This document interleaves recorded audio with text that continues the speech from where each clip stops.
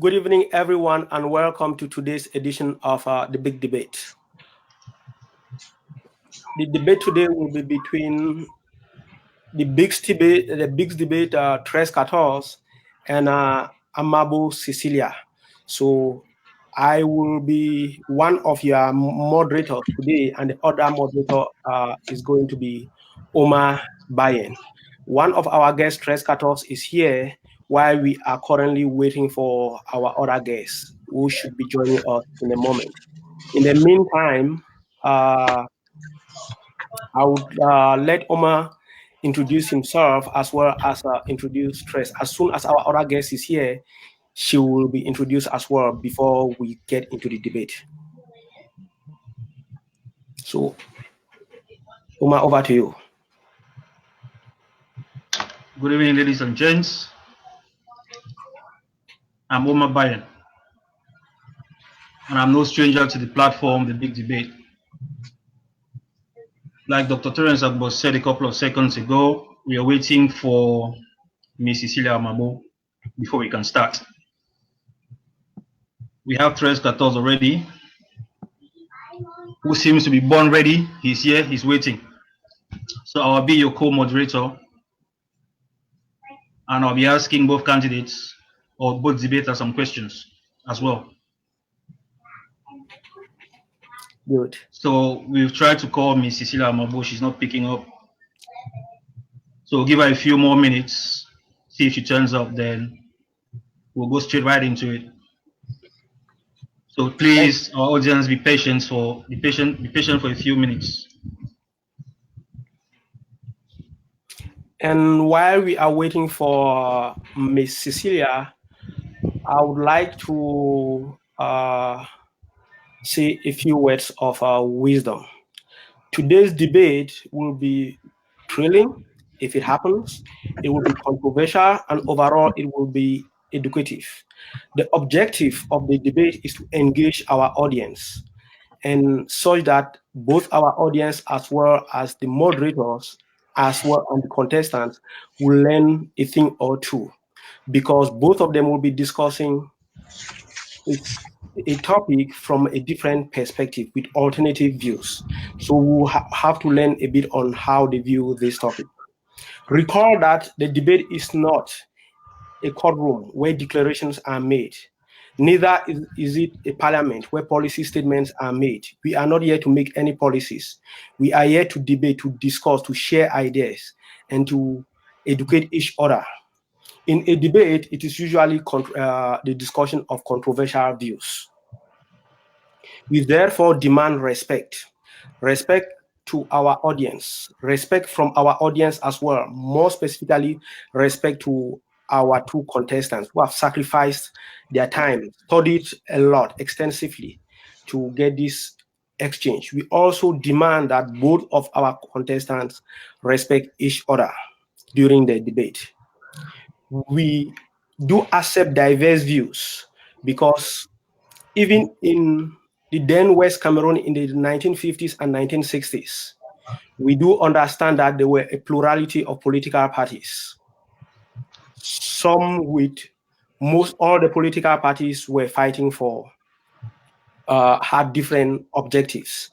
Eventually, the part of Cameroon we are going to be talking about ended up in East Cameroon following elections. So therefore, multiplicity of ideas or plurality of ideas or diverse views didn't start today. As a result of that, and as such, we do demand respect. We therefore as well and strongly discourage any forms of abuse, insults, name calling, disparaging comments from our audience. On that note, we say welcome once more, and we will still be waiting for our guest. We sincerely apologize for all inconveniences. She had confirmed with me yesterday that she will be here, and we have her profile already to introduce her. Maybe Omar should go ahead and introduce Tres Catorce. Oh yeah, he did already. And shout out to everyone out there patiently waiting. I see Achukisop warming up with a short PE. I see for now present here for the first time. Grace Ajeli is also there. Mula is also there.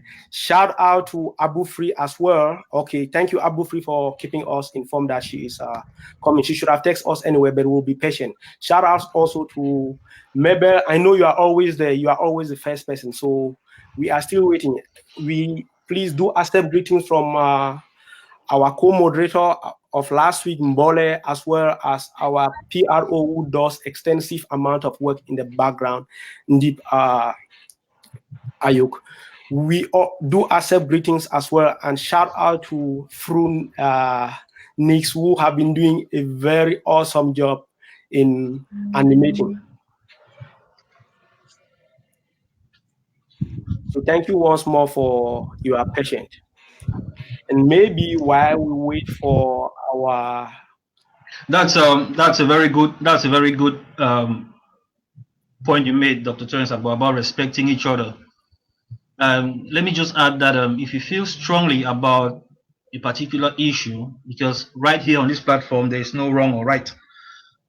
If you feel strongly about an issue, trust me, you always find people on the big debate platform who will be ready to debate with you. It's very easy to point fingers from behind your laptop or your smartphone, but it's never easy to come online and bounce ideas off each other and talk and debate. So if you feel strongly about an issue or a topic, bring it to us. Trust me, Tres Catos or myself, and we have a lot of people who can debate with you any day, anytime. Pick the dates, pick the time, we shall indulge you. So up to you. Thank you very much for Omar. The platform is here ready for you people. You have something you want to discuss. We are not going to restrict this platform to only political debates as we initiated. We shall also be discussing economic health issues as well. So please, if you have something you want to discuss, just let us know. We'll always find someone with alternative views. We are still waiting for Miss Cecilia. She will be here as Abu Free mentioned because she connected us to her. So I believe what she's saying is true. In the meantime, I will try to get in touch with her while we are waiting. So again, we sincerely apologize for all the inconveniences. maybe, and to those who don't know who Amabo Cecilia is, I'll just go ahead and tell the audience who exactly she is. Yes, please do. Yeah, she's spokesperson or spokeswoman for the Ambazonia Governing Council, the AGC. She has a master's degree in human rights and democratization. She's a human rights advocate. Yep. And she's 100% for the independence of Southern Cameroons. Well, if she's spokesperson for the AGC, that tells you everything. She's a very powerful lady. Yes, And we're really honored to have her on our platform. Like for the very first time, we have a lady debating here today. So really looking forward to it. So that's in a nutshell who exactly Amabo Cecilia is. You can follow her on Facebook. She's on Facebook, Amabo Cecilia. You find her on Facebook. You can go on her status and read for yourself exactly who she is. In a nutshell, that's who she is. She's a human rights advocate and spokesperson for the AGC. And as stands today, she'll be talking on independence, while Tres Catos will be talking on federalism for Southern Cameroons. So maybe if you can call her Dr. Terence Agbo. Yeah, she just texted me, so she will be joining in the next few minutes. I'm waiting for her. That's great. Yeah.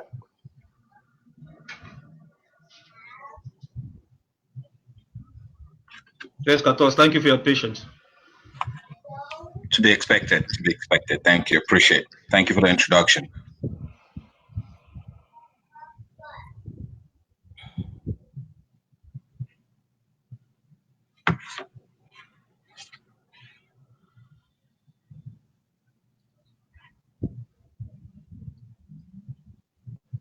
Don't you have any music for us today?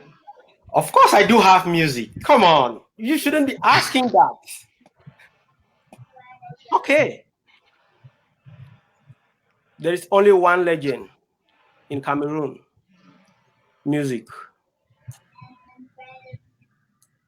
Sasha Dumplex will tell you that's Longe Longe.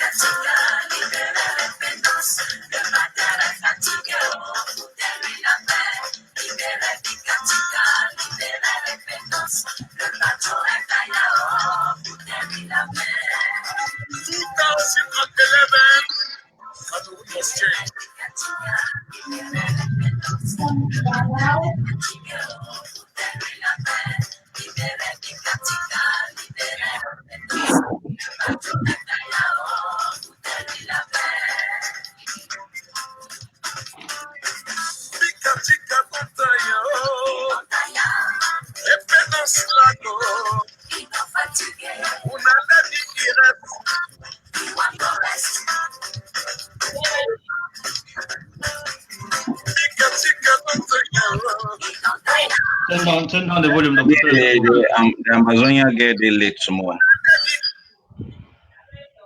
Yeah. Audience, please share the video, please.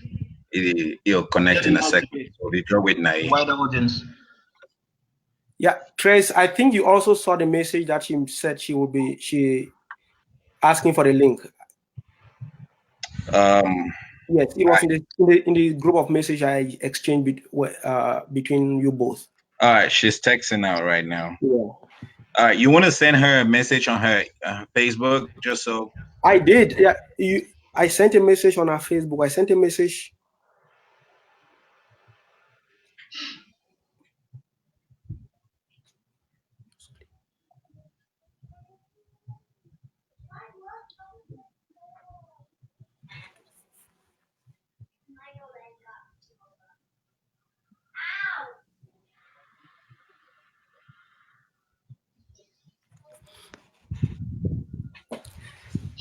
History has shown that on this platform, each time we had a delay to commence, the debate is always very thrilling and scintillating. So we expect that today we also demand respect. No one is going to make any policies here. So please do respect our contestants as well as the moderators and our other audience.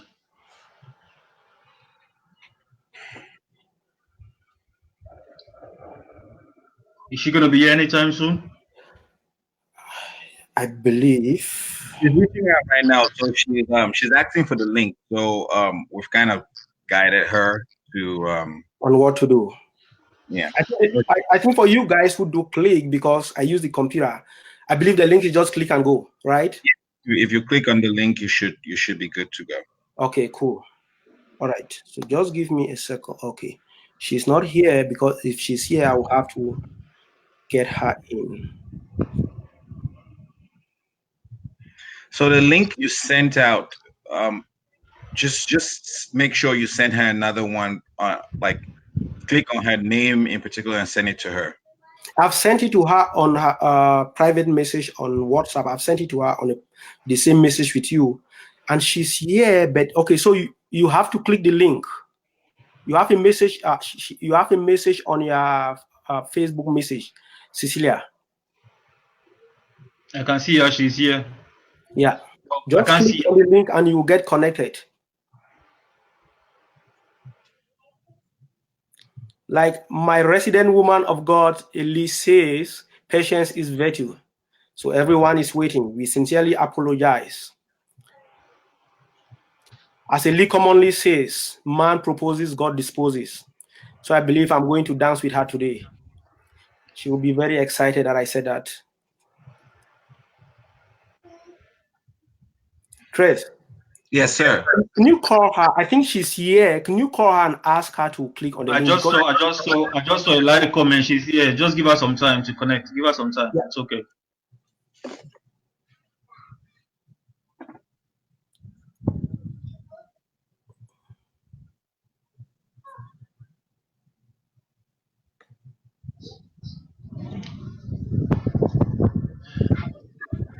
And Dr. Terence Agbo, maybe tell her to download the app as well, because on these smartphones, I have the same problem. So I have to connect on my laptop. She needs Connecting to the first time is always very difficult. So you need to give her plenty of time. Okay, please bear with us.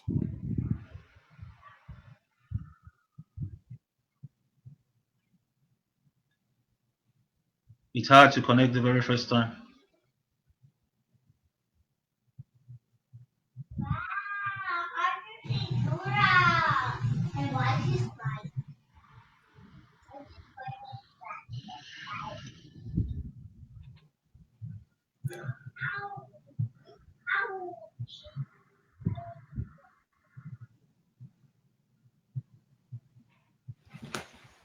Hello, how are you?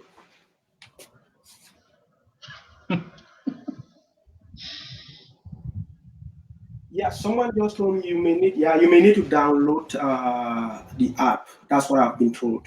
Because I use a computer, so I don't have to do that. That's why. So my sincere apologies. I didn't know that, but they just told me that you have to download that. I believe it should be fine. Yeah, yes, I think if you use the computer, it should. Yes, please. Yeah, tell her to use a laptop. She can connect straight on her laptop without downloading it. Okay, I'm saying I will be right. I'll be on the phone with you. My sincere apologies once more. Yeah.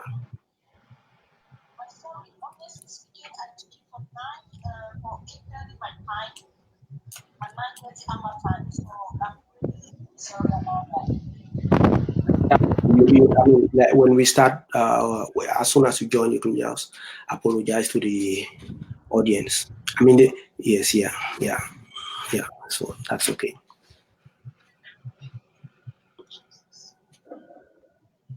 Yeah, he's looking for joiners.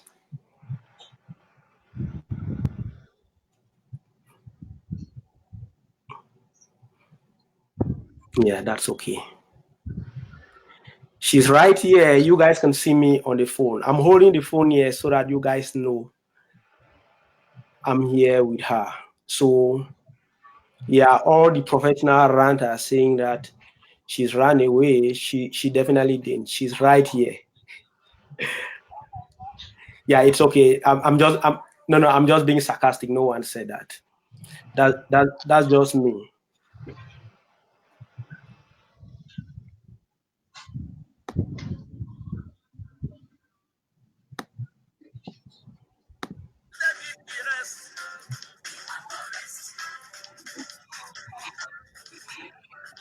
Yeah. No. I sent you a link. It's on your messages on Facebook. You are going. Yeah, you click on that link. You are joining as a guest, and I will be. Yeah. If you go to the debate page, you won't be able to join as a guest. So just click on the link, and they will send me a notice.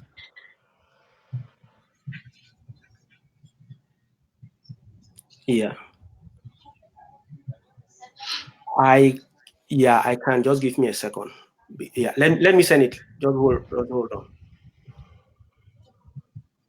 Or maybe do you want us to get out then come back in?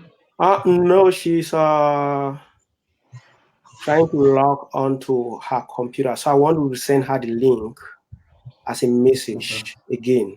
I did send it earlier, but I have it right on.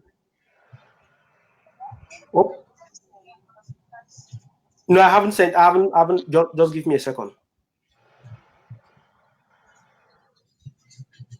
I sent you and Trace the message together.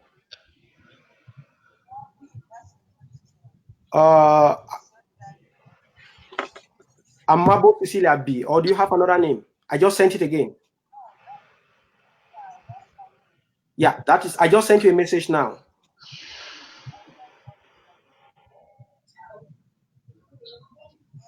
Yeah. So if you click on that link,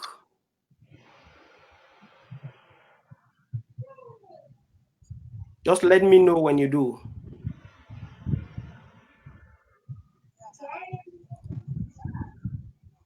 Okay.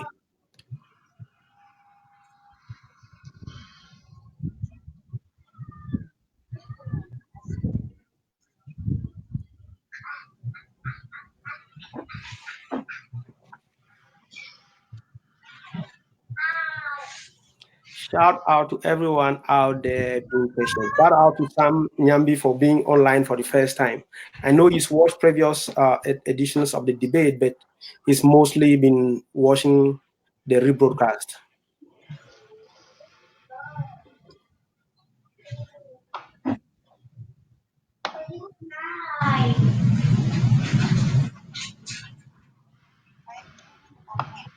Okay, yes, you are. You are definitely on. Okay, so yeah, just give me a second. I'll let you know. You'll be notified to join. Yeah, she's here. Yay! Okay. Hi, everyone. Hi. Yes, you are in the room. Just let me join so that everyone I can apologize to space. So welcome again to everyone. Omar, maybe you do introduce both of them again for those who are joining, please. Okay. To all those joining us just now, good evening. Good evening, Cecilia, and welcome. Thank you so much, Omar. And I really want to say sorry to the viewers. I honestly, the time I thought it was going to be 8:30 my time and 9:30 p.m. my time. So I'm really sorry. I got confused with the time. So sorry about that. That's fine. No problem at all. We're waiting for you. Yeah, the audience have been patient. They've been waiting for this forever. So it's an honor for us to wait because you are the very first lady to grace our platform.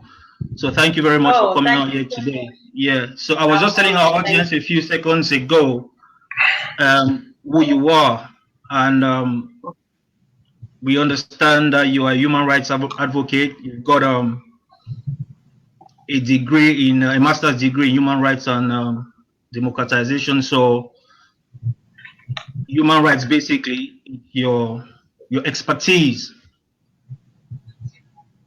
Yeah, and you're right. And obviously you're going against Tres Catos, who is no stranger to our platform. Tres Catos is a political consultant in his own right and the host of the Pillow Talk. And just before I hand you over to the moderator himself, just a quick reminder that our platform, we keep it very civil and very respectful.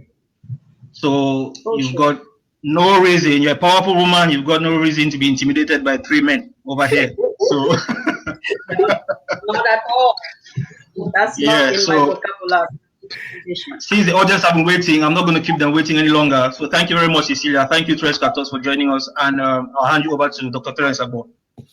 Okay, thank you once more and welcome, Cecilia.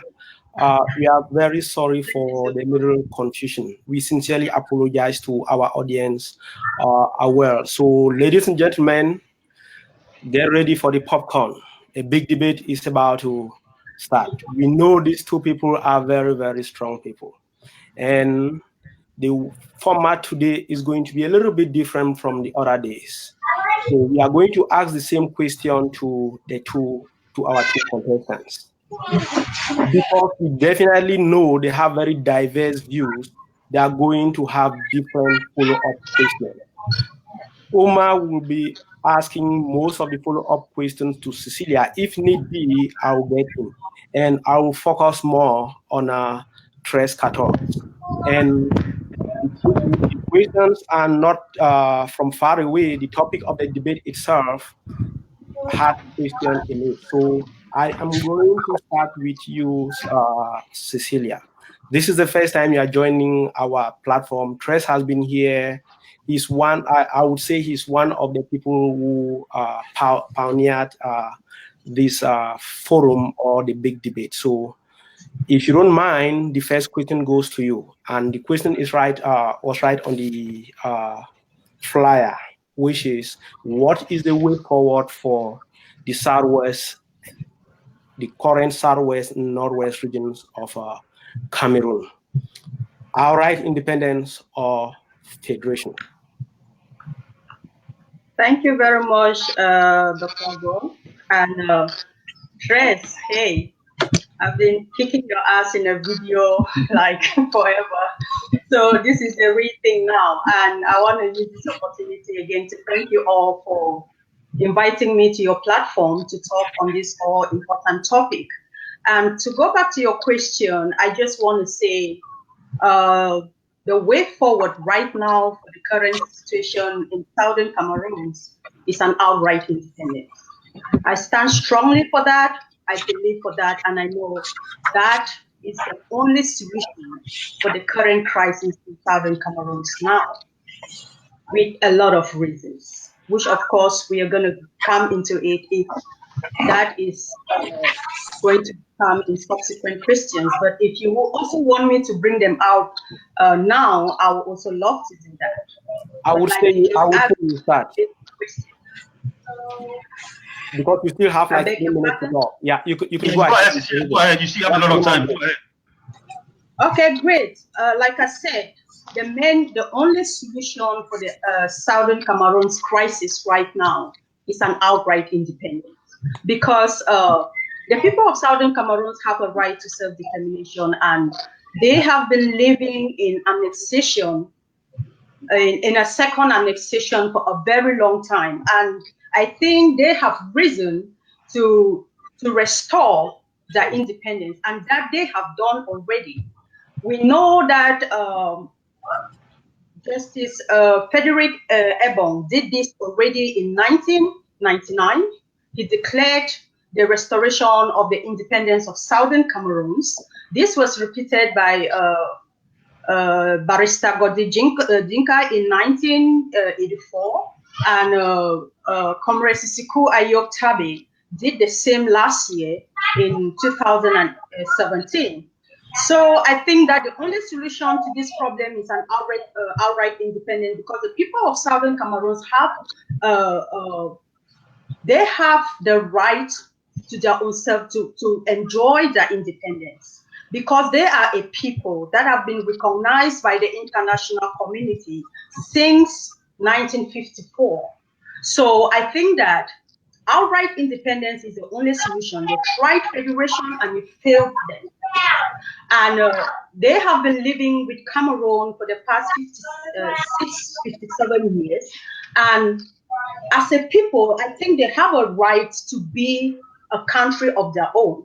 And they have done this. And now the only thing is to defend, to make sure that this independence is recognized and respected by the international community and recognized by other countries in the world. So I still stand very strongly that Southern Cameroonians need independent, outright independent at this time. There is no room for federation at this point. We have lost a lot of lives in cause of this struggle, and that will be a blow to those who have died trying to make sure that we regain our identity, we regain our uniqueness, our culture, and we respect our history, which is, of course, the Anglo-Saxon heritage that we inherited from Britain.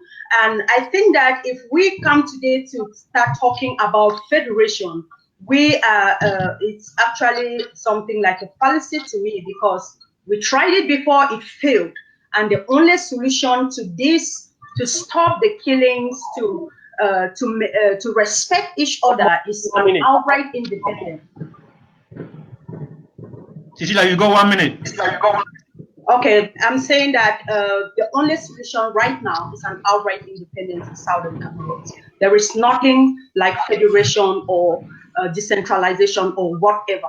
The only solution for the people of Southern Cameroons now is to maintain their independence, which they have declared in these 3 instances I quoted before.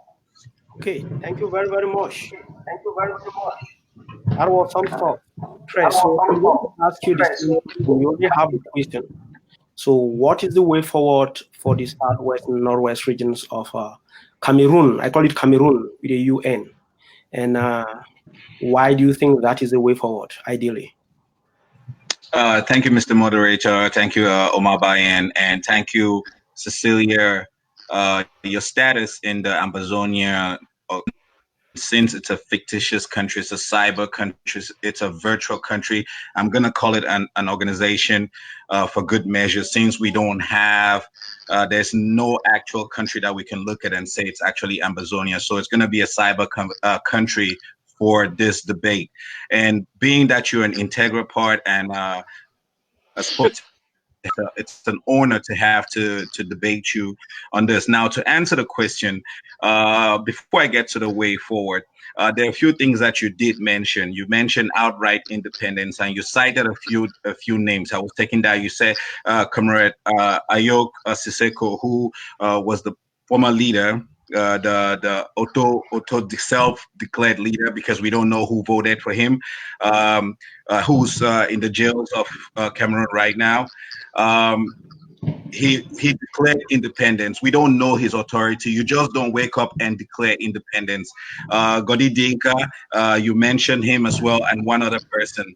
You mentioned self-determination, and I will agree with you that self-determination is a UN charter that says a people have a right to self-determination. The fact that you have a right to something does not mean you have to execute it. There are other measures that go in place before you execute that self-determination for in the case of Cameroon, independence. You also mentioned annexation and restoration of independence, because Southern Cameroon was never independent. We had never existed as an independent country. When we talk of restoration, we need to let the audience know that we are going back into a trust treaty, the treaty that existed before Southern Cameroon got independence, because under the UN 16, I have it right here, under the UN Treaty 1608,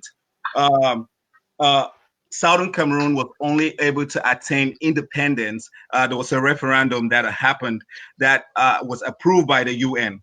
And along the line, Southern Cameroonians have, well, not the large majority of Southern Cameroonians, Ambazonians, I would always use quotes with them, Ambazonians have distorted this 1608. It specifically said that there needed to be a referendum, and there was a referendum. And it's excuse me, Trey. So I would like you to answer my question. Why do you think federation is the way forward? I don't think you are answering the question.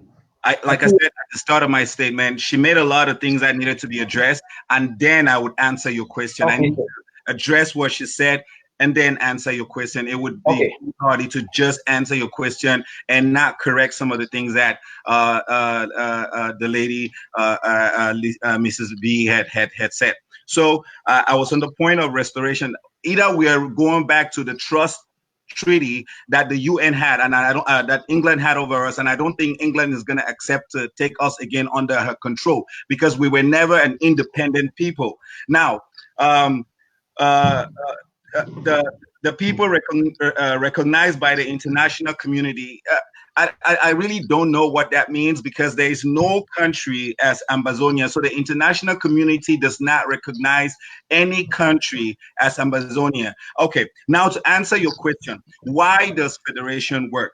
Or why is federation the way forward?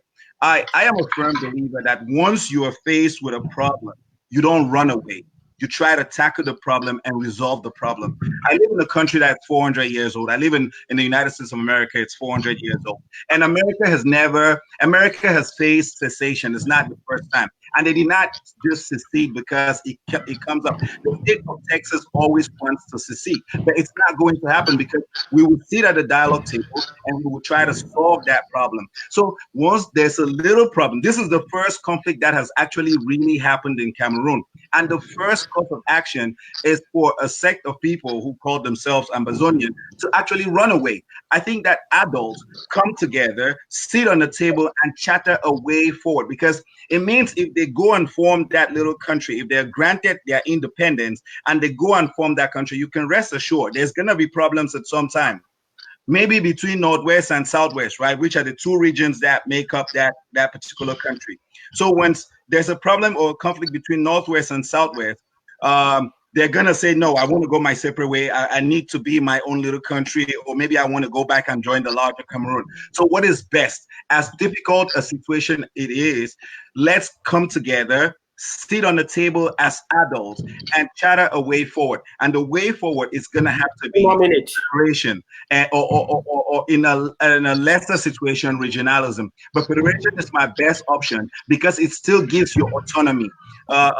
We could have two-state federation, which is what I push for. We can have a two-state federation so we can still retain that autonomy, elect our governors, elect our assembly that still controls our territory, but without the need of having to establish a new country. When I look at Southern Sudan, I don't want Southern Cameroon to be a replica of Southern Sudan. Okay, thank you very, very much. I know from what Cecilia discussed and why she thinks independence is the way forward, Omar has some follow-up questions. Okay, my sister Cecilia, I have one question for you based on what you said, that independence is the way forward for Southern Cameroons is outright independence. Okay, it is now clear that Mr. Biya is going to be there for another 7 years. So since we are going for independence, do you think that Ambazonians or Southern Cameroonians have the means to sustain a war for another 7 years? Because remember, at the moment, we really do not have external support like Biafra had support from France and Libya, like even the UPC had support from Ghana until from Nkrumah. Until Nkrumah was overthrown. And you have South Sudan, who had support from the US, especially George Bush. So do you think we have the means to sustain, to keep fighting this war of independence? Because clearly, if we want independence, the war has to rage on. So do you think we have the means to sustain an independence fight? You know what I mean? Or simplistically, how do you intend to achieve the independence? We know the conditions. First of all, Mr. Omar, I want to state here that Southern Cameroons is an independent state. It's not like we are going to have independence. So why are people fighting? Why are people fighting? People are fighting to restore that independence because that independence has been suppressed by the Republic of Cameroon. So they are fighting to restore that independence. So how? And I have a note that how did Southern Cameroon get their independence? Sorry for interjecting. How did Southern Cameroon get their independence, and when did they get it, if I may ask? Okay, great. I don't know which question I'm going to answer first. Okay. Sorry. Mr. Omar. Yeah, go with Omar's question. Okay. Mr. Omar, thank you for the many examples you cited, and to tell you the truth, all these countries you cited that they got support from this either one of this country or another. They didn't just get up one morning when they just started the fight for their independence and got support immediately. The people saw that these people were a determined people, they were resilient, and they became a contender, and they realized that these people, they actually are bent on achieving independence. And they made it, when they became a contender, the international community or these countries that actually supported them saw the need to step in and support these people. And to answer if we can sustain this war, yes, we can sustain it. And Ambazonians are going to be the primary investors in their own war. And when they become investors in their own war, they are going to become a contender, and then the international community or a country or an international community country will recognize them and they will sponsor that war. Yes, we can fight because it is a war that the people are willing to fight. The people have the spirit to stand because they know that they want to reclaim their identity. we will fund it our own level, and when we make it in such a way that the international community sees our determination and our resilience, they will come into support. Ghana didn't just get support when it started its war for independence.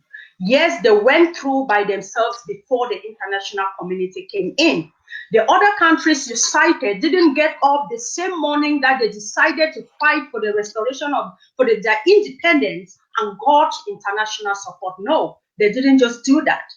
They saw the resilience of the people, the determination of the people to fight for the cause that they are fighting. That is when these foreign powers came in. So yes, we will fight. We will sustain it at our own level, and when we make it so the land so ungovernable, the international communities will come in, countries will come in to support us. And to go back to the question from Dr. Abbo, I'm sorry, that name always gets me confused. So Dr. Terence, I'll go with that one. Call him Terence, yes. Terence, yes. Fine. I prefer Terence, yeah. So yeah, I had a few. Oh, great. Before I go to Tres, so our people out there like numbers. So yeah, so you mentioned I believe in maybe your first answer also that Southern Cameroons had independence. So I have one question. How did they get independence, and when did they get independence? I want you to know that, first of all, in 1954, Southern Cameroon was already recognized as a self-governing government by the British, still under the British. Okay? Yeah, and not independence. Just making sure. That is not independence. Self-governing is different from independence. You are asking me a question, and I want to take let her finish, please. So if you keep cutting me, I'm not going to put forth my points well. So if you just allow me to go through that, and thank you. So like I said, in 1954, we were already a self-governing country. We had a government of our own. We have a military. We have the legal system of our own functioning. We had territorial borders, okay? Which these are the things that make a country. So now in 1961, I heard Tres talked about a referendum, but in 1961 we had, before 1961 we had the plebiscite, the United Nations plebiscite that we actually organized, which stated that we were going to join get independence by joining La République du Cameroun, okay? So by voting for that plebiscite, we got independence by joining La République du Cameroun, and that was in 1961. So that is how we got our independence. You got 30 seconds. You got 30 seconds, please. 30 seconds more. Oh, great. That I just answered the question, that we got our independence by joining La République du Cameroun through that plebiscite that we actually undertake. Okay, yeah. Absolutely brilliant. Perfect. The next, I have a question for you, Tres. So, Tres, you think, according to you, you think the way forward is a federation. You gave some reasons. And the question I have for you is, I understand in 1961, I believe in October 1961, there has been which disappeared eventually. So how, and one of the main architects of the disappearance of the federation is the current head of state of Cameroon, because he started working as a top government official in the Republic of Cameroon, then Federal Republic of Cameroon in 1965. And when he eventually became president in 1982, he single-handedly changed the name of the country, thereby wiping out the existence of any federation. So how do you intend, or how do you, what are your propositions to achieve the federation you are talking about? Because it existed and it's no longer there. Right. So the precedents to things that have happened in Cameroon, and I will cite just a few. I'll begin with the GC board. We used to have a centralized educational system. And then the Anglophones were like, you know what, we needed our own system because the system in place right now is not working for us. And there was blood and there was sweat and a lot of people died for us to have that GC board. And eventually we did get that GC board. Be that it's going to change in the next couple of weeks. But we did have that GC board because of the hard fight and sweat to reorganize and say we want our own institution. Another thing is the 1996 Constitution. It was after the AAC2, I would think. After the AAC2, we decided that centralized system of government is not working. And we needed to decentralize because the power was so concentrated in Yaoundé. Now, it's been over 24 odd years since that period of time, 22, I think, or so years since the passing of the decentralization law to create a state that is not as centralized as we want, as a state that is not centralized. So we know the fight that we put in. Right, Cardinal Tumi and Dr. Muzu, they created the Tumi Muzu committee that was supposed to have an all Anglophone conference. We needed to have, first of all, a referendum as all Anglophones. So we have an understanding of what it is that we want. We don't know the majority that wants independence. We don't know the majority that wants federation. We don't even know the majority that wants unity or to stay in the way the system is. So out of that conference was supposed to have a referendum. And I will tell you, that is the first thing that we need to do to understand what it is that we as a people, we want. So we need a referendum of Anglophones and Anglophones only. We don't need a national referendum that takes into account all Cameroonians alike because they're in majority. If they vote for decentralization, we lose. So we have to decide our fate because we were allowed to come into this union. So before Ambazonia takes over the show, before Ambazonia suppresses us with their demand for independence, let us know that the people actually want independence through a vote. So through the Cardinal Tumi and Munzu committee, we should do a plebiscite, we should do a referendum. And it should be 3 things or just 2. So as a follow-up question, so the people of the Southwest, Northwest regions, so I keep on calling that for reason because that is how it is called now, of the Southwest and Northwest province, will hold what you call a referendum and decide what they want, and then what?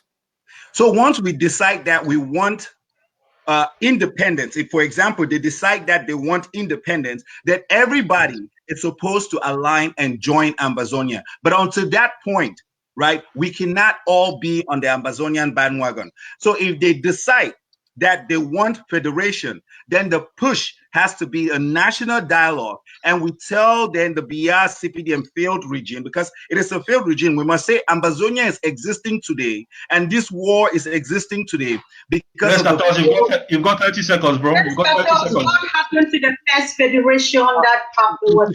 I'm just giving 30 seconds. You see, you have an opportunity to give a rebuttal after this. Yeah, I'm looking forward to that, honestly. Yeah, just 1 second. It's got 30 seconds. Then after that, you can have a rebuttal. The Ambazonian chair lady was introducing me. It's typical of them to interrupt people, so I need my 30 seconds. So yeah, go ahead. I was saying that if the people decide that federation it is, then we will present a plan, because what Ambazonia has not offered us is a plan. So we will present a plan to the failed BR regime that this is what excuse me, Press. Your time is up, but I will start with you with a follow-up question because I know Omar has a question for Cecilia. So I know before we got to the current situation around the late 2016, I know a group of people were out protesting. Some of them had posters for federation. They ended up in jail for at least 8 months. A lot of them are still in jail now. So how do you think, from what you have discussed, because I believe at that time most people were talking about federation. That was what they wanted, and ordinary teachers and lawyers' rights. Most of them ended up in jail. So how do you think asking for the same federation that landed people in jail and others killed, because I know a student was killed in Bamenda, a lot of students were raped in Moliko Boya. How do you think it will that will be achievable? And then the other question is, what happened to the first federation? All right, so I will start with your second question. We were cornered by a deceptive leader who is a failed leader. We all know that it's been established, right? But that's what we have. Those are the cards that we are dealt, and that's who we have as leader. And he just won another fraudulent election for the next 7 years. So that is those are our realities that are palatable. We can touch those realities. So we are dealing with a failed regime, a failed leader, and everything that you can imagine. So he cornered the people into canceling that first federation. That does not mean that we cannot fight to restore that. That is something that we can restore. What Ambazonia is trying to restore is the trust treaty. So we need to be again under the UK because that's where we came from. So that is not where I want to be. I don't want to be under the trusteeship of the United Kingdom. Now, coming back to your first question, that the question on a way, still again on the way forward, because people were protesting and they ended up in jail. We must understand that we need a mediator. We can, and I don't believe in Western mediators. We can take the African Union. We can take other countries that have had similar problems and have them mediate. We don't always have to run to the white man to solve our problems. We should look at a brother. Yes, you got 30 seconds. We should look at countries that are next to us that have been able to establish a democracy to assist us. We need a middleman that will table our concern to the failed regime and put pressure on them. Then we can ask the international community to put pressure on this failed regime so that they can restore us to a point of federation, because the only restoration that we have is trusteeship or federation. Those are the only two. All right, thank you. We have. Thank you, 314. I would like to give our sister Cecilia the opportunity. She was going to give a rebuttal a few seconds ago. So Cecilia, go ahead and give a rebuttal to everything 314 just said. Great. Thank you so much. Thank you so much.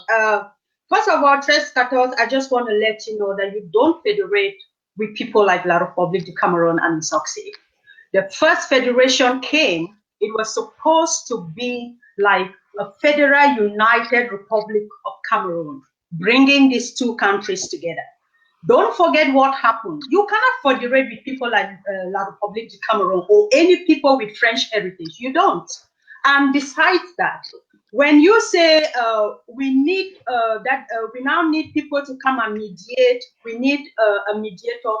The likes of Agwabala, they created a consortium to speak for the people. It was like the mouthpiece of the people. What happened to them? When the teachers and lawyers first hit the street, was it even about federation? No, they were just asking for the restoration or to better this thing, the educational system and the legal system, until it turned to federation. And when those who opened their mouth and asked for federation, what happens to them? They ended up in jail. What happened to the first federation that we also think that we had before? Who created the federation? La République du Cameroun imposed on us a federation, because that federation, Southern Cameroons did not have a hand in drafting the constitution that was governing that same federation. Don't forget that the United Nations and the government of England, France, and all these, they were supposed to come together to work out terms of the federation and choose the government between these two governments that was going to be the leading government of the federal United Republic of Cameroon. But what happened? This is to tell you the kind of people we are dealing with in the past 56 years. La République du Cameroun, under the lordship, as they called it that time, Amadou Ahidjo, drafted that constitution single-handedly. Did Southern Cameroonians participate in the drafting of that constitution? Were they in the house, in the parliament when it was promulgated into law? It was enacted into law. Were they part of it? They just came into it They imposed in on them. The La République du Cameroon became the government of that federation, which when the United Nations didn't, the agreement that the United Nations was supposed to put in place, the agreement did not take place. So it was just an amendment of the constitution of La République du Cameroon that came, and it was imposed on the people of Southern Cameroon. Okay, when the so-called federation came into existence, what happened? What voice did the people of Southern Cameroons have? You said something that we have to make our own legal system, our educational system. What happened to the legal systems that Southern Cameroon had before 1961? What happened to the educational system, the cultural heritage of the people of Southern Cameroon, the economic system of the people of Southern Cameroon before 1961? All these things were either closed up, the companies, the booming economic system of Southern Cameroon was destroyed, that the funds confiscated by the same people that they federated with, that imposed a federation on them. Don't forget, Ahidjo. Cecilia, you've got 60 seconds. Sorry, you've got 60 seconds, Sisi. You got 60 seconds. I'm just asking him. He said who voted Sisiku Ayok Tabe as a leader. I asked you who voted Paul Biya as the president of La République du Cameroon.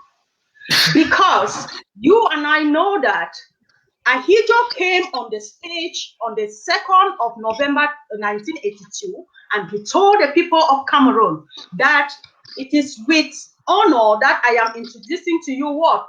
My constitutional heir. Who voted him? Did you cast your vote? Who casted his vote for him becoming the president? Okay, let's say later on there was an election to keep him in power, but who made him president of La République du Cameroon? Ahidjo, single-handedly. Did you vote for it? Did you approve of it? Was your consent sorted? No. Thank you, Sister Cecilia. Thank you. That was. You don't federate with people like La République du Cameroon. It can work. Thank you very much.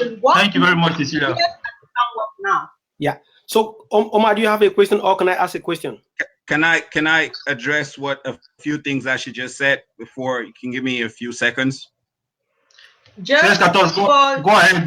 Then. Omar, please. I just want to be with the moderator. I will want to have equal time to talk the way you give it to Trace. Let it be balanced. We have to take care of this issue. Is the balance so far? Do you feel cheated? Okay. If you I'm sorry, Cecilia. No. If you feel cheated, if you have 2 more minutes, if you think that you want to make it so that no, don't worry, I don't feel okay.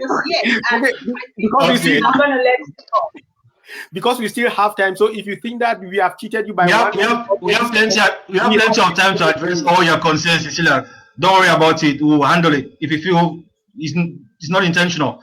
Yes, 13-14, go ahead and address what you. So she said a lot of things that sound very interesting, very sweet. You go 1 minute, 13-14, 1 minute. You got 1 minute to do that. Okay, so she said a lot of things that this is the excitement button that Ambazonia pushes. When she says that nobody elected Biya when he was appointed, that is exactly true. But I don't know if that is where Ambazonia wants to measure, if that's a bar that Ambazonia wants to measure, that we want to be exactly like Biya, so we're going to appoint our own leader. Because if you're comparing with Biya, then that's a sad situation for us. We need a democratically elected president. We don't need to have example. There's nothing that Biya has done that I will be able to say it's a good example for anybody to follow. Biya is not a good example for anything, because we can look at Cameroon and say it is a failed state, right? So when you say he was appointed, yes, he was. But should Siseko also be appointed? No, he shouldn't. No. Right? And even if it was just the diaspora, because Ambazonia only exists in the diaspora, just the fact that you see people carry flags in Cameroon, we know how Cameroon is. If you offer them something else, they would show you something else. You cannot just vouch that those people are strictly Ambazonian. And besides, there are people with guns around them, so they might be intimidated. Now, so because Ambazonia is strictly a diaspora thing, the diaspora should at least had the courtesy to vote, right? We should have accepted that he was democratically elected by diasporans because they went out to the polls and voted for the leader. One morning, a guy was appointed and he was traveling the world, and the next day he was arrested. End of story. And there's a new guy right now. We don't know when he'll be arrested. 30 seconds. So we cannot have a situation where we keep appointing. If you want to be a country, you need to set the bar higher than the country you're trying to run from. Great. I do agree with you 100%. And just, you know, Ambazonia doesn't have a government yet, and they don't have a president. Good. Thank you for that clarification. So can we go? Are you satisfied? Are you satisfied with the time now, Cecilia? Oh, sure. Let's go ahead. Let's do this. Okay. Yeah. So you had a question for Cecilia, because we need to get some questions from the audience. Yeah. The audience has got a lot of questions. We need to get some questions from the audience as well. Yeah. So go ahead and ask your question, Dr. Yeah, a very short question. So the question is about the concept of the Constitution. I understand from history, a lot of history books out there say that when the whoever was representing the West Cameroon in Fumban had the Constitution a few days before, but didn't give this Constitution to the other people of the Southern Cameroon. It is in a lot of history books. So how would you say people didn't have the Constitution before and not even discussing it, even though they had it before going to Fumban, where the final talks for following the reunification took place? Is that for me? That Foncha had that then Prime Minister of West Cameroon. Who's the question for? Who's the question for? Yeah, Dr. John Foncha had the Constitution before going to Fumban, but he didn't. Who is the question for? Who's the question for? To Cecilia. So there was something like a Constitution. He had the Constitution, but he didn't show it to his people. Well, like you said, history holds it, and I want to tell you that Fumban in itself was a sham.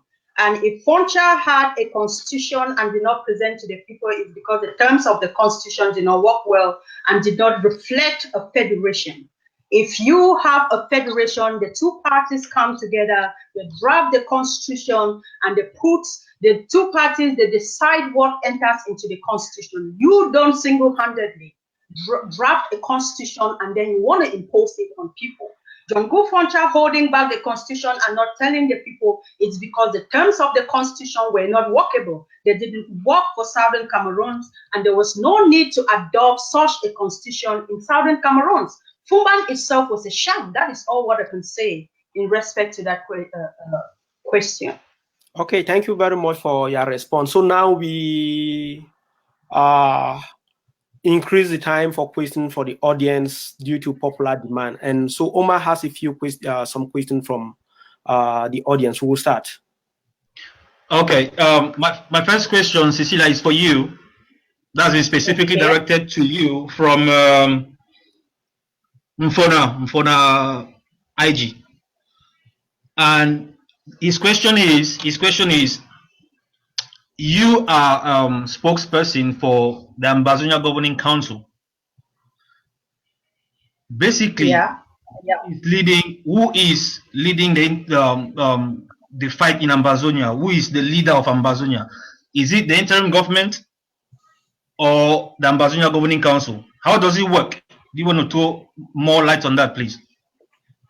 Yes, I just want to tell that whoever that sent that question that we are in a state of a revolution, that we have different movements in this revolution fighting for the same cause.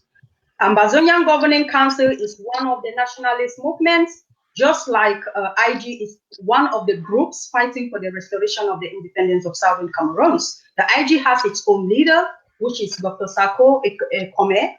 Like the Ambazonian Governing Council has its leader, which is Dr. Cho Lucas Ayaba. So Ambazonia as a whole, for now, to the best of my knowledge, does not have a single leader. We have leaders of different movements, nationalist movements, that make up what we called some months back the G7 in DC, or what we had before in the name of SCAPU, that kept metamorphosing itself. So each of these movements have the leader. It's just like you're asking me who is the leader of Morris or who is the leader of LCYL, which is today APAM and I'll tell you it's Dr. Ebenezer Akwanga. It's the same thing like I'll tell you the leader of Consortium right now is John Ba Akuru, and that of Raul, La Republic of Ambazonia is Edwin Gang. It's the same with the Ambazonian Governing Council, whose leader is Dr. Cholukas Ayaba. So, like I said, these are all movements, nationalist movements, that are fighting for the restoration of Ambazonia. I hope I answered that. Yes, you did. Just as an outside, let's hold on before we come to you. This is just a side comment. That's for me personally. Okay. Do you think having all these nationalist movements, like you said, do you think it benefits the struggle as a whole? Because, say for example, if you want to convince me to support the struggle, what exactly do you tell me? Who do I listen to? Do I listen to AGC's agenda or the IG's agenda or Maurice's agenda or Dr. Ebenezer Akwanga's agenda? Can we not have like one voice? Can we not come under one umbrella? And I think unison is going to foster the struggle more than many different factions. Don't you think so? Well, I will answer you in parts. That is to say, if you ask me who you should listen to, I first of all want you to know that these various movements have different ideologies, and these ideologies all work for the good of the restoration of Ambazonia, which means we can harness all of this together and we come out strong. We are not saying that we cannot come together in unison. No, nobody is saying that. But we should come together in good faith and work in diversity, which means there are movements which believe only in self-defense as the only means through which Yaoundé can get out of Boya. We have other movements who are also there, whose base or strong point is on diplomacy. You cannot ignore that. We also have those that believe in nothing but the courtroom. We cannot ignore that as well. We harness this together, we come out strong. But when you come together not in good faith to work for the purpose of the restoration of the independence, there is a problem. That is where there is a problem. So that is why you see other people trying to remain where they are, because they are more focused on what they believe is going to bring a quick restoration than trying to come together with people who are working in bad faith. We do not refuse unity or collaboration in areas that are necessary. We only want people to come together for the better good of the people, singular good of the people, nothing else. Okay, thank you very much. Yeah, Trace, I have a question. Tescatos has a rebuttal for that. Then you can ask him your question, Dr. Terrence, please. Okay. Thank you very much. The question came in, that tells you the organigram of the organization. Like I said, it's not a country, it's a fictitious country, it doesn't exist, and that's an organigram of an association or an organization that has already failed in itself. Now, when you have different factions, different set of people fighting for one agenda, it's like all of this 1,000 born-again churches fighting one Satan for God. Yeah, you see how disorganized the situation is, and that's how Ambazonia is. They cannot come together. This is, like I said, all of this thing only exists in the diaspora, in South Africa, in Europe, and in America, right? You have all of this 1,001 different factions that cannot. They want independence. There is absolutely no reason why you should see, even if you have just the faction that wants self-defense, they can split into two. They have a defense branch, which is needed. For you to acquire independence, you have to fight for it. Ambazonia is not fighting for independence. We have to make that clear. They are staying in the bushes. They are not attacking. This is not a war of territory, acquiring territory or protecting their territory, right? So they are staying in the bushes, and every now and then they ambush the military and kill a few of them every now and then. That's not a fight for independence. And you know why this is happening? Because there is no organization in place. There's just a collection of people that are just frustrated. This is a war of self-defense. The people in Southern Cameroon are being slaughtered by the failed Biya regime. And if we get together, we put people to speak for us, that we need a federation, we need an institution that can have one voice, one word, that we as an autonomous people, we want to have our own state. We want to have our own governor. We want to elect our own mayors. We want to have our own agenda. We want to build our own roads, our own schools. But we don't want to have a military. We can re-educate the failed La République military. We can retrain them, because all of them need training. Because if that military was not as bad as it is, this Ambazonia fairy tale would not be existing, because they're existing because of how bad the La République military is. Because there's actually no war. It's just ambush against ambush. Ambazonia ambush La République ambushes Ambazonia. So there is really no war. You got 30 seconds to round up. Okay, so we need to get together. We need to keep these factions apart. We can always reduce Ambazonia back to its original position, a group of 10 people requesting for independence. We can leave them there, and then we build a federation, because we always need that majority to keep pushing. We need to keep them in the position that they are, always requesting for their independence. But we form a federated state and build our country.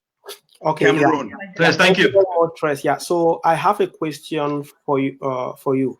In his 9 minutes cameo during the presidential campaign, the current declared winner, the president of the Republic of Cameroon, who declared himself winner, said in his campaign speech that he is going to win the election, and one of his objectives is to crush the liberators. So the question here, and he has already, he's the one who single-handedly changed the name of the country. So he has also said federation is not even up for discussion. So it is not even up for discussion. So how do you think you intend to achieve the federation when the person you are supposed to be talking to has made it very, very clear that he's going to crush down your people if he wins the election and he won, and that what you are asking, federation, is not even something that needs to come up for discussion? Like there's a local saying that even a broken clock is correct twice, right? Biya is a broken clock. We all know that he is a faulty, defective president, but we know that we have 2 opportunities that we can get him right. We got him the first time in 1996, where we instituted this constitution. It's really not a bad constitution. Cameroon has a series of good laws, but a series of bad people unwilling to implement those laws. Cameroon has the best laws on the books. The thing is, we don't have people to implement them. So we need to get together, look for the right people that can fix this country. The country needs healing. The country needs fixing, not dividing it, not splitting it into parts. Because that's when it's going to get worse. I'm not cutting you short, bro. I'm not cutting you short, please. Just to reiterate what Dr. Teresagbo is asking you, and it's the same thing somebody, a couple of people have asked that. Who Asa is asking, all you're saying is what you want to see obtained. But how exactly do you make Biya, who says no to federation, to even listen to you? What are you going to do for Biya to even consider what you are saying as an option? What exactly? So the goal here is not just to sit in front of Biya and say we want federation and then he's gonna say yes. Biya does not function like that. We need to show the international community, because we need the international community. We need to show the international community that as a people, the Anglophone body of Cameroon is speaking with one voice and not several different voices. We are saying that unanimously what we want is a federated state. And we're putting pressure on France, United Kingdom, and the rest of Africa that matters, because they're the ones that need to oversee this. As it happened in ECOWAS when they kicked out Yahya Jammeh. We need the African community to come in and put pressure on Biya, be it economical pressure, some kind of sanctions, so that he would be forced to recognize federation as an alternative. Of course, if we just go to Biya and say we want federation, he's going to say no. but we need to speak in one voice. Bia's strength right now is because we are speaking in several voices. And why? Because we don't have that referendum to define what it is that we want. And like I said, if the people vote for independence, then we should go get the independence. Then I will be in full support of Ambazonia. Then I would say, you know what, we're going to pick up arms. And we cannot sit in the diaspora. It does not happen. We have to give up our American citizenships. We have to give up our British citizenships. Mrs. Ambo is in Europe somewhere, I think Ireland. They have to give up their Irish citizenships.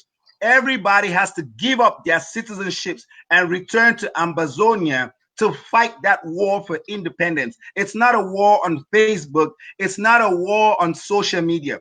Once the people decide that it's federation or it's independence, then together as a people, we have to go back and fight for what it is that we wanted. Yeah, I have a Thank you. I want to answer to that question myself, if you do permit me. Yes, go ahead, Cecilia, go ahead. You have the, go ahead. 13, 14. You complained already, so ask your question. So, yeah, let me tell you this. If you don't learn from history, history is made for us to learn from. If you don't learn from history, you will be made history for others to learn from. So, you are talking about us not meeting, it's not about us meeting with Paul Biya to say we want a federation. Look, let me tell you something. You can't federate with La République du Cameroon. The federation that we are talking about, how long did it last? What happened to it? Did the people in those days pick up arms to make sure, or did they pick up arms fighting against that federation? It went on for 10 years. They single-handedly imposed a federation and they single-handedly dissolved that federation. When the people of Southern Cameroons came to them and said, we want you to come back to the drawing board. Let us have a united republic, a federation where we can work as brothers. They gave La République du Cameroon that option. Don't forget that is when the 1963 and 64 issue of AAC 1 and 2 came into being. How long did they give to them? That we want you to consider this thing and get back to us. Let us go back to the drawing board and know why we came together in this first union in the first place. What did the Yaoundé regime do? They ignored them. They didn't have the courtesy to even reply them, just to reply them and say, we acknowledge receipt of your concerns. How long did they stay? Up to 1999. That is when they said we can no longer stay. They gave them a reasonable time to respond. They didn't respond. That is to tell you that people like Biya, people like La République du Cameroon, anybody with a French heritage will not sit with an Anglo-Saxon person, with an Anglo-Saxon heritage person to discuss. It doesn't work. The cultures are different. The history is different. The political system is different. The legal system is different. And the educational system is different. They can never sit on the table and work as one. No, forget about this fallacy we hear every day that Cameroon is one and indivisible. That is a fat lie. That is a false lie, because Cameroon is always two and divisible. There is nothing like Cameroon is one and indivisible. It never worked before. Who are those to sit and make these laws? Parliaments come together and make the law. When the Federation of the Federation of O came into existence, the parliament, how was it made up? 40 parliamentarians from La République du Cameroon, 10 parliamentarians from Southern Cameroons. I want you who wants federation to tell me how the parliament is made up today. When the likes of Dr. Holland came up and asked that that there should be a quarter of ministers where the cabinet could be made and let Southern Cameroons be represented equally like La République du Cameroon, so that they can influence policies and influence the legislation. What happened to him? He was kicked out. When the likes of Foncha came and reiterated the need to revisit the accord of the federation or the coming together of the plebiscite, what happened? He was kicked away from his ministerial position as the vice president, and he was and that happened to you when A.A. came up and talked about Cameroon not we are not dependent of Cameroon. What was he called? He was called an autonomist, and he was kicked out from his ministerial position. And I'm telling you today that go out there, it's Philemon Young is still sitting there who is a puppet to Paul Biya is just because he's a puppet. If he dare stand up one day to tell Paul Biya, let's revisit the terms of the plebiscite, he will go back to Oku. Okay. If Atamanji comes there and talk about... Thank you so much. Mr. Moderator, can you respond to that? Yes, she said a lot, and she said a lot of things. And look, this is what I would like Mrs. Cecilia to understand. The reason why I'm pushing for a federation is because I understand the naivety, the dependent mind of the Francophone, especially the Cameroonian Francophone. They're a unique kind of dependent. You understand? They're like one of those kids suffering from some kind of a condition. That's the Cameroonian Francophone. They're not mature. And because we need cheap labor, if we have a federation where it's a two-state federation where we are developing, because of course we are going to develop as a people. We are a question asking people. We are always asking questions about stuff and pushing the button. So 56 years, so because we're gonna develop, we're gonna build our roads, we're gonna build schools, build businesses. The 5 million Cameroonians are gonna be a small labor force to take into account how we're gonna develop that economy. So we're gonna need cheap labor coming from across La République. If you form another country, you're gonna have to deal with immigration wars because you're bringing in new citizens, and that's another problem.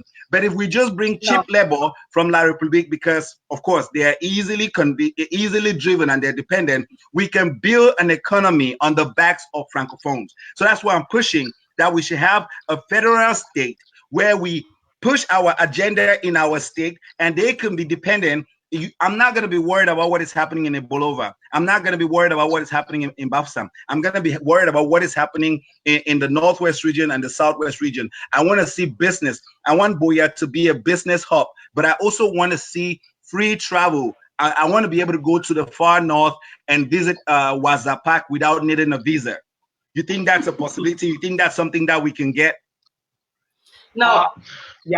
Tress, I have a follow-up question for you from not this comment but the previous one. You mentioned that it might be impossible to fight for a federation in Cameroon, and you need countries like France and others to stand behind you. We understand from history and several leaked cables that France masterminded the switching from a federal country to what is now called La République du Cameroun, because that was the name of the former state. So how do you think France is going to help? So things have changed, right? Back then, we did not have social media. We did not have the global connection that we have today to expose, for information to be exposed within a split second, to show that France was behind something. It would be on Twitter tomorrow. It would be on the newspaper. It would be on Facebook tomorrow, written in print. Macron's signature will be on there. Somebody is going to take a picture and post it on social media. So the 1960s have come and gone. We're in 2018 and soon to be in 2019. The pressure is not only going to be on France and the UK. It's going to be on other African countries that don't want another overdrawn civil war, because that's where we're going to. You asked the question that Biya declared war on the guerrilla fighters of the fighters in Amazonia, and Omar had initially asked the question of financial reinforcement. There's no financial reinforcement. I saw a video where Eric Tato was he had generated $1,500 to send. I don't know if it was for humanitarian effort or if it was for weapons. They are still using den guns. They don't have reinforcement. So if Biya is able to organize his weak military, they're gonna crush Amazonia in no time, and we lose the possibility of having that federal dialogue. Right now, there's a small window that's closing up. We cannot be looking. This fight is going to end at some time, at some point, because it's not a war of independence. It's a war of survival. And if you don't have the reinforcement needed to survive, you are going to die at some point. So at some point, Ambazonians are going to be boxed in. Mr. Moderator, permit me, let me just thank you very much, Cecilia. Thank you.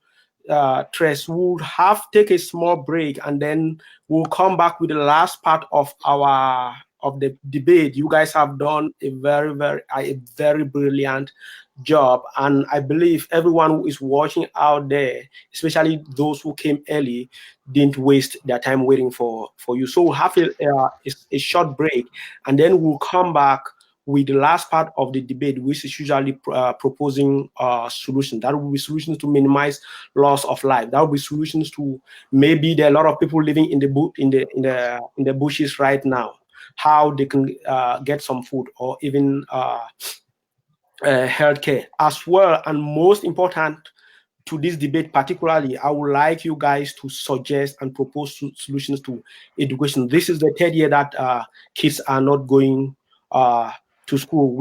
Everyone will want their kids to go to school. If all of us didn't go to school, this debate wouldn't have been taking place. So we'll come back and discuss that. Thank you very, very much, guys.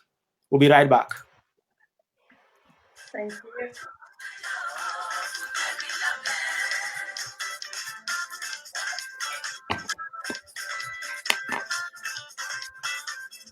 Seigneur Jésus, appelle ton frère le prophète Mohamed. Au secours, venez nous délivrer. L'heure est grave. Les bandits veulent braquer la constitution de mon pays.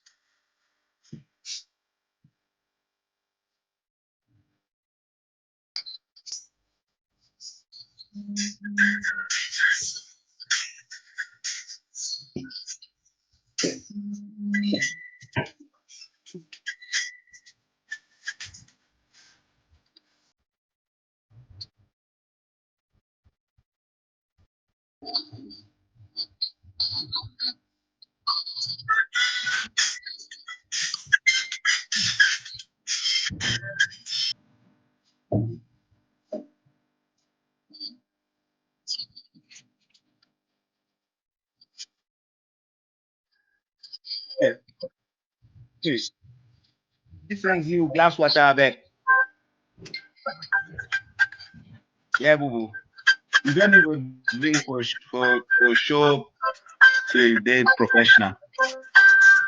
Maybe that by own way to go to the closet, go drink. Don't have half glass.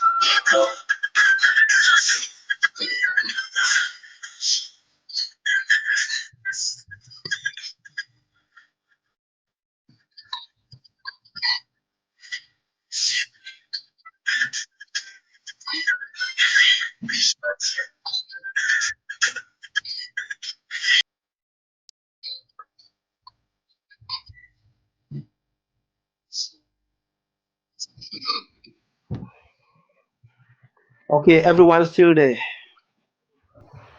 Yeah. Yes, we're right here. Yes. Okay, so we are into the last part of our debate, and the last couple of times people have demanded that we allocate more time to this part, because to the big debate, and especially to some people out there, this is the most important part. We can argue, we can discuss, we can chit chat, but most importantly is the solution. So now we are on the solution part of the question. So Omar is going to ask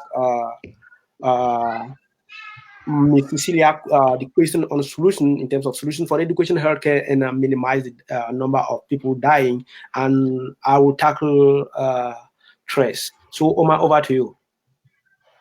Yes, before we get into that, can I just say, my sister Cecilia, that was really, really impressive.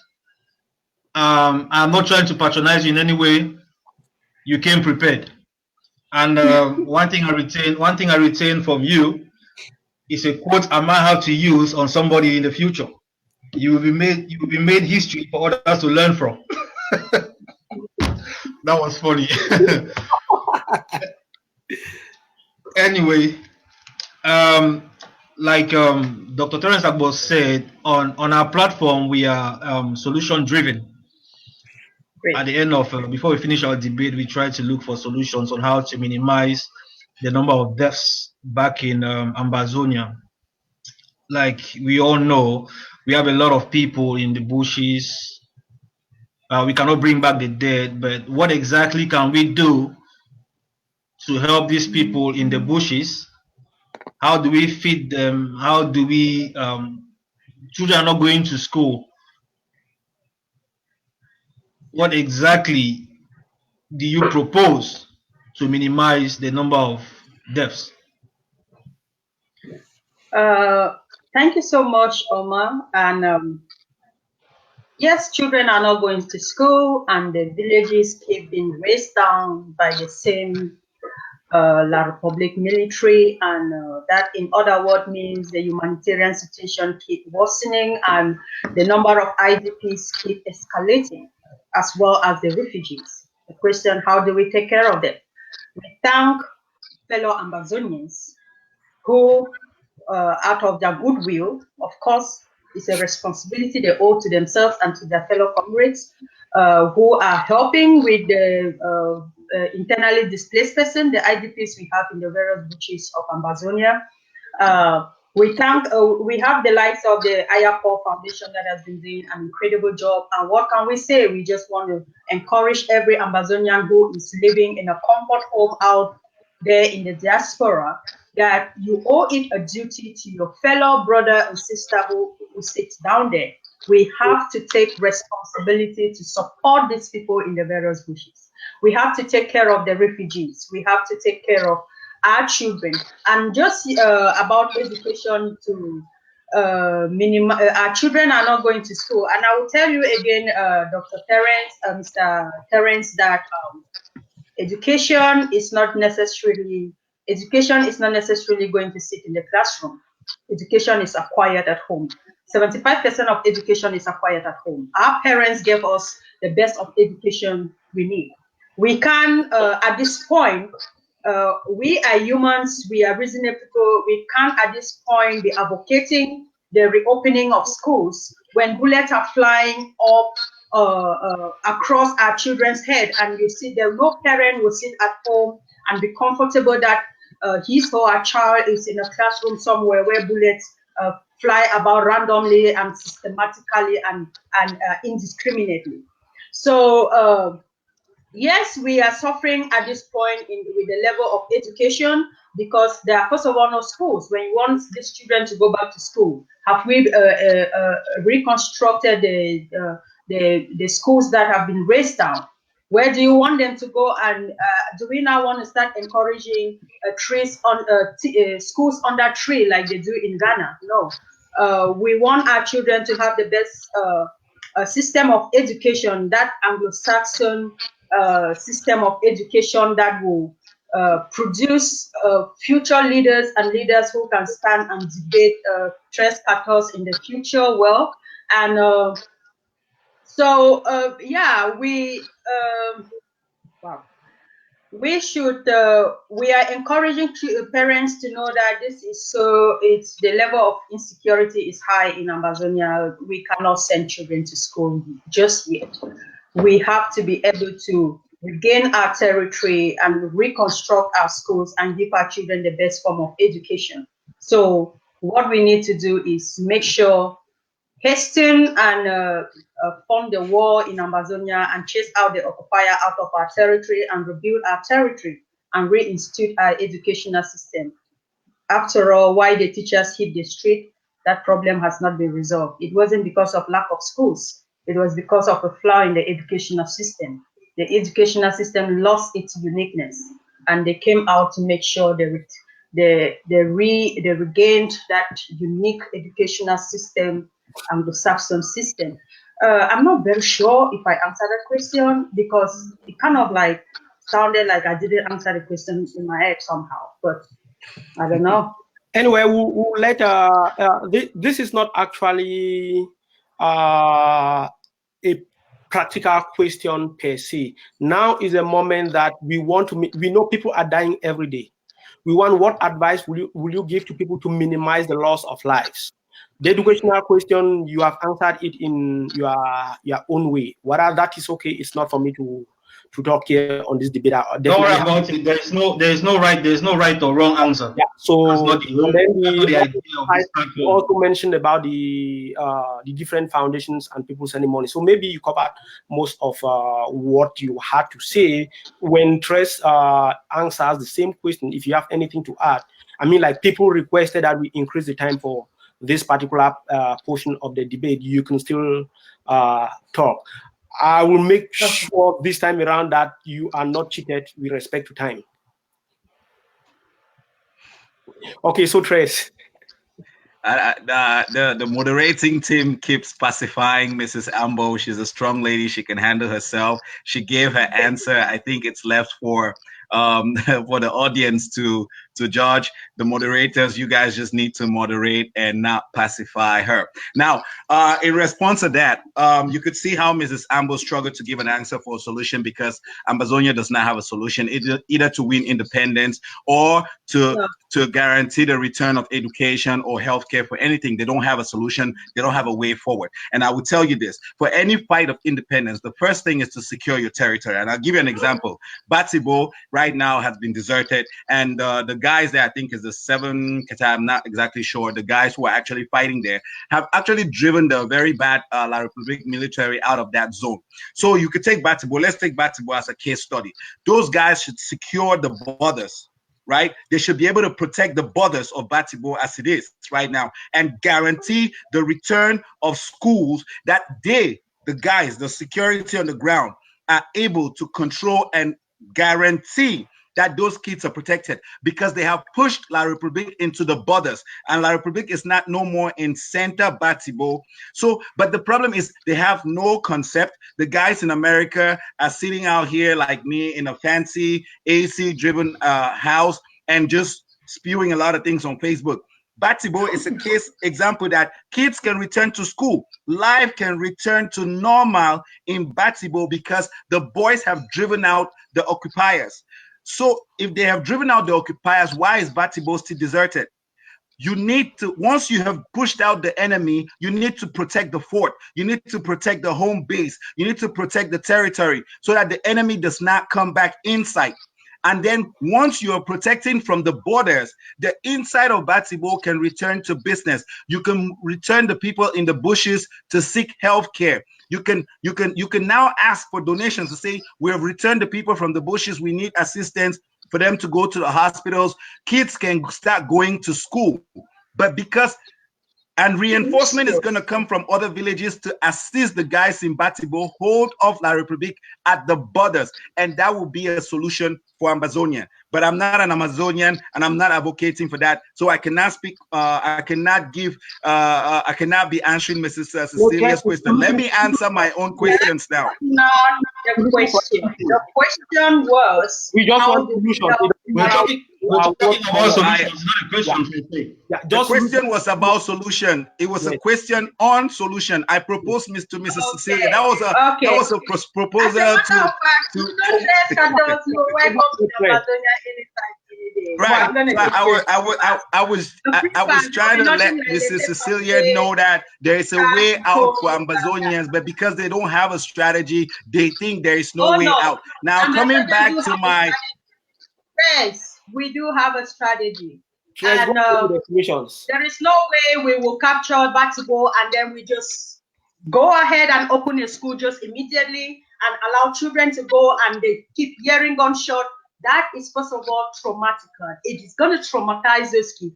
First of all, what we are clamoring for is to regain the entire territory, to build a school. What schools do you want them to go attend? Trees, schools under trees, because there are no schools. They've been raised down by the same guys you're clamoring to get federation with. Those schools have been raised down by those military. If you think that you can change the mindset of those guys, then you have another 50 years to go, because it's not going to change anytime soon. We have to chase them out of our territory, rebuild our hospitals, rebuild our schools, and give an educational system that is befitting to our children. if you want them to go now, what educational Mr. Moderator, system do you this want was them my time. Yeah. So okay. Okay. Now, yeah, Cecilia, you see what you have done now. Yeah, we know Ambazonians are known for this hostility, but we accommodated. But I was saying this, right? I was saying this. I cannot encourage the Ambazonian guys. The last time when I had a debate on this platform, I had the debate with Omar, who's also a moderator today, although I'm not sure if he's a moderator or he's a supporter of Mrs. Ambo. But when I had a debate with Mr. Omar, I told Mr. Omar that those guys in Southern Cameroon are fighting for survival. And that's my biggest problem right here, because I cannot ask them to put their guns down, because then the useless military of La Republique will slaughter all of them. So we are caught in a position where you have to have a peace accord for everybody to put down their weapons, because the only reason why Ambazonian guys have weapons is for self-defense. But it is being misconstrued by the Ambazonian diaspora that it's a fight for independence. It's self-defense, and they need to protect themselves because they're going to be killed. So we need to be able to first of all, create an atmosphere of peace. La Republique military puts down their weapons, Ambazonians put down their weapons, and then we have dialogue. We need kids to go back to school. We were already struggling with education in Cameroon. Cameroon is not in any sphere when it comes to education. They are not ranked anywhere top 10, top 20 when it comes to education. So all of Cameroon was already suffering when it comes to education. So we need to look at the educational system, but to do that, we need peace. We cannot talk about education without peace. And I cannot advocate for Ambazonian guys to drop their weapons, since they are fighting for their survival, not independence per se. Now, I ask the general public, and because we don't trust most Ambazonian organizations, because most of GoFundMes that have been hosted has ended up in Tapang Ivor's pocket or some other person's pocket, and he could defend himself whenever he has the opportunity. But somebody has always siphoned the funds that were raised for humanitarian aid. She mentioned Aya Jr. That would be a good person that we could put money to. Anybody on this platform that's willing to donate can donate, and the international, those in America and anywhere, can donate to help those women who are having babies in the bushes in Nigeria without sanitary pads, without any kind of assistance. They need all the assistance they can get. We should start looking to bring back the people from the bushes to return to life as normal as it is. Thank you. Okay, thank you very much. I have a few comments to make as well with respect to the solutions. I know I didn't take part in the debate, but I'm sure I can say one or two things that will be useful. So I will personally propose that all noise be focused through dialogue. Dialogue of any form will get people talking. When people start talking together, they will get to some conclusion. I would suggest that the people of the Southwest and Northwest province lobby for a referendum whereby they can determine or decide their future, if that ever happens.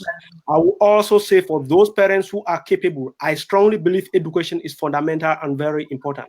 For those parents who are capable, I do understand it is absolutely impossible for school to go on in the Southwest and Northwest regions in Cameroon. For those parents who are capable, they should send their children to school in the French-speaking part of Cameroon. I will also say this specifically to a lot of young men out there. There are a lot of young men out there who think they are not fighting. They don't call themselves Ambazonians. But then when they see military, they expose themselves. The army is there to shoot. They see any young person. So you better hide if you see the military coming. Don't stay out. It is war, and it is no joke. You are either killed or you get killed. So that is very important, especially to the young men. I will insist on this point. The other point is to keep the fighting away from the hospitals and for those schools which are going on. I know Sacred Heart Mankong is going on, so please keep the fight away from those institutions as well as from those hospitals. And I think the founder of this problem is the current president of Cameroon. any way that can get him out of power is the beginning of a solution, or is better than even a solution. And finally, there is a lot of information distortion out there. Please, if you are going to say something out there, don't tell lies. Give the most accurate and honest information. It is absolutely inappropriate. This is what people like Chiroma them do. They do manipulate the population and call us and call the diaspora manipulators. You guys should also stop manipulating the people. Tell the people the truth. Don't lie to the people. Every day we hear 1,000 soldiers have been killed. How many soldiers do we have in Cameroon that 1,000 have been killed? So let's be honest with our people. I know people are being killed. Soldiers are killed. Civilians are being killed. But let's be honest with the numbers. Let's stop telling lies and fooling people. It is not safe out there. So don't tell people 1,000 people have been killed and very soon the government is going to retreat. They are not going to retreat from what we see. So that is what I have to say today with respect to the solution point of the solution proposal part of the debate. Unless Omar has something to say, then we probably have got to the end of the debate. Omar, do you have something to say? You actually covered the points, the solutions beautifully, Dr. Terence Agbo. So I've got nothing else to add besides the fact that once again, this is an intellectual exercise. There's no right and wrong. It's not about who wins or who loses. It's just a platform to share ideas, bounce ideas, and in a civil and respectful manner, like our debaters have done. Yeah. So to the audience, calling people names and finger pointing, it's absolutely not necessary. Like I said in the beginning, if you really feel strongly about a point, you can come up here and debate and see if it is easy. It is not easy. So respect these people. We appreciate them. They've done beautifully well. It's not easy. Some of you in the comment section cannot debate. So we've respected you enough. So respect people and respect people debating here. Yeah. None of this will be tolerated any longer. That's it. You've had your final chance. That's it. Last warning. Don't insult people here. We've had enough of you insulting people. So thanks a lot, Cecilia. Thanks a lot, Tres 14. That was beautiful. Yeah. Thank you very much to everyone. And so, parents, please. Are we not getting no closing remarks? No, you guys will do.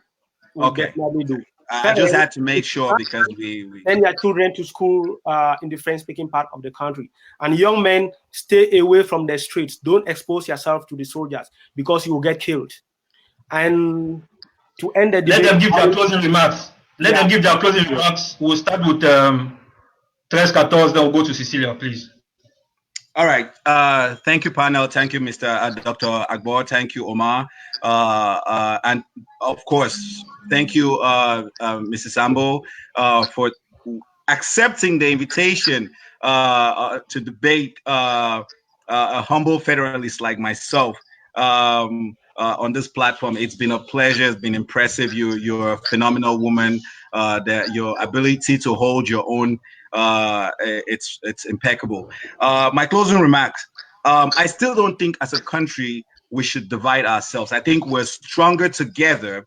I don't believe in the useless slogan, indivisible, whatever those people say, but united and indivisible, whatever. We are still strong as one people with our diverse culture.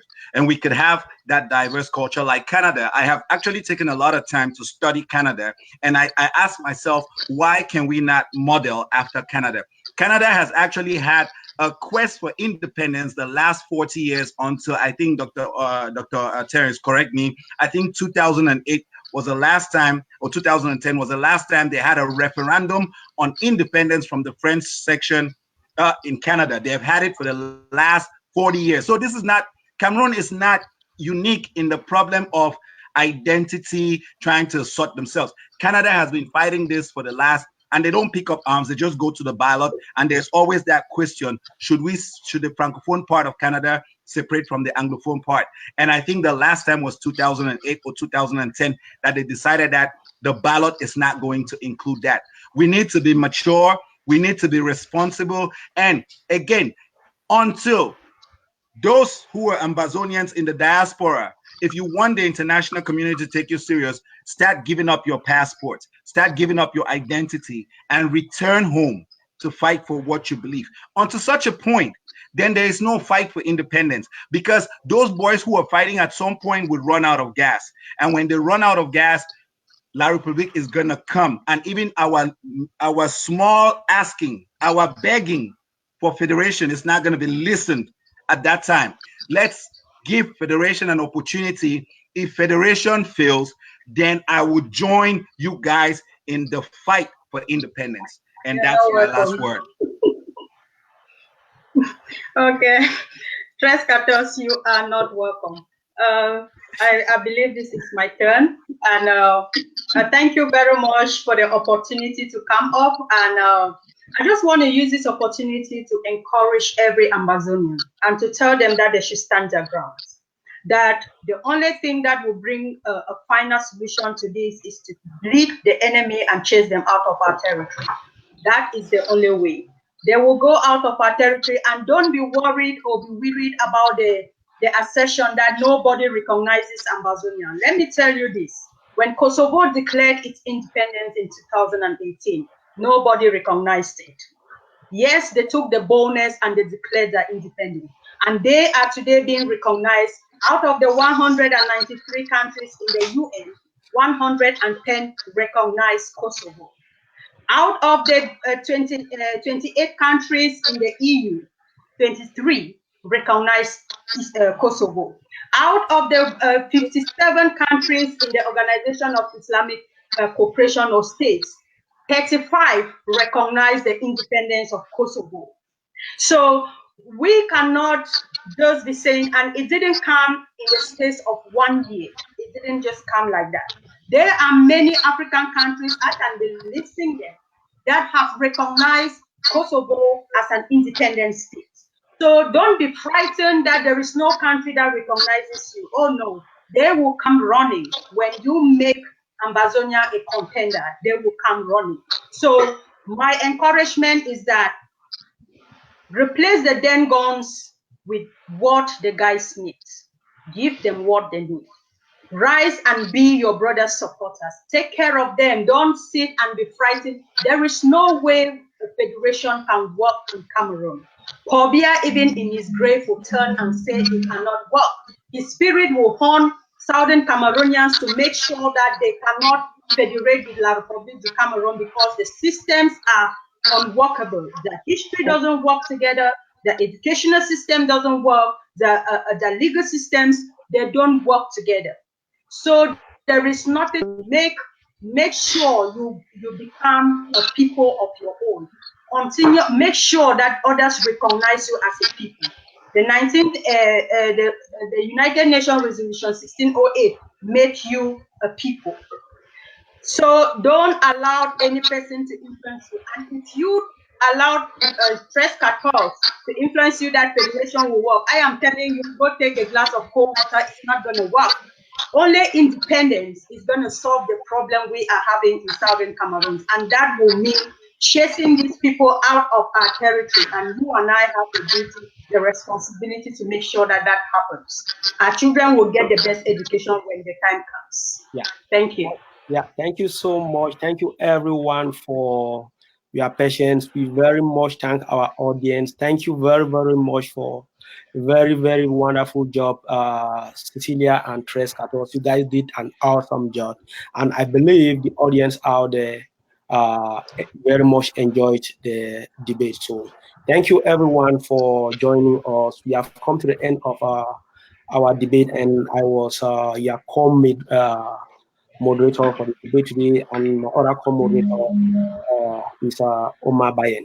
Thank you very much, and take care. We'll let you know when the next debate will be taking place, as well as the topic. And thank you very, very much for our two contestants for participating in the debate. Take care. We need more of this debate about independence and federation. We catch us, no other person.